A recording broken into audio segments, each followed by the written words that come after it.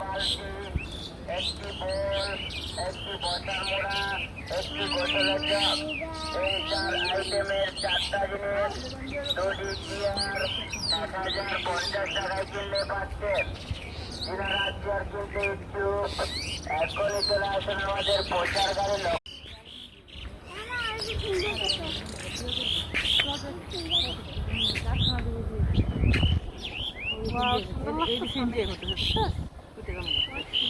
এই যে এক পাড়ায় উঠতে চলে কিছু মনে হচ্ছে